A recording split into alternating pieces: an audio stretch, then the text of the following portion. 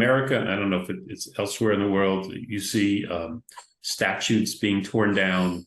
You see street names being changed, buildings being changed. Has this happened at all to Shakespeare anywhere in the world? Or again, as you said, you can't really touch Shakespeare's legacy and reputation because of, the times that he came from. Mm-hmm. Oh, well,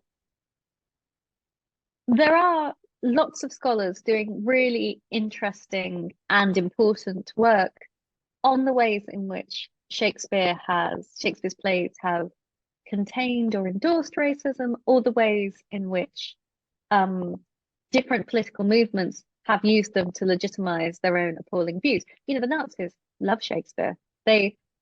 The thing is, though, that I think Shakespeare has been quoted on both sides of every major political or religious argument there is. You can, as with many important bodies of text, make Shakespeare argue almost anything you want to.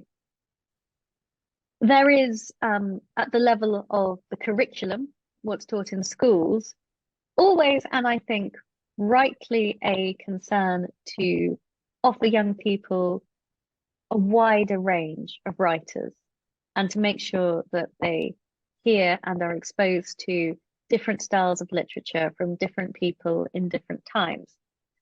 And I think that's really important. I try to teach a diverse range of writers. I do, though, still think, and it's probably hideously overdetermined. I started off by saying I was born and brought up in Stratford-on-Avon.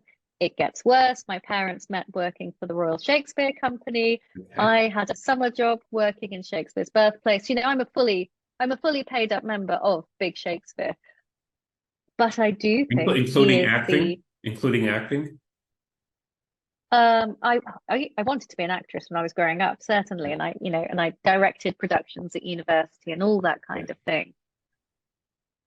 But I do still think he's the greatest English-speaking writer, and I add the caveat of English-speaking because obviously I haven't read many writers in first languages other than English. And I think it's right that we keep on kind of interrogating Shakespeare, as we do with lots of writers and lots of different historical phenomena. People do get very worried about the toppling of statues. One thing I would say to that is that we don't now have all the statues in England that were up in the 1500s, 1600s. The reappraisal of our public monuments is a process that's been going on for hundreds of years, and sometimes it's a very good thing.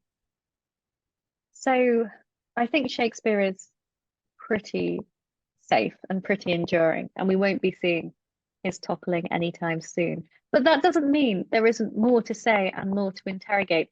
He is, in a huge number of ways, somebody who seems to transcend his age and speak to people of all backgrounds and all persuasions across the centuries.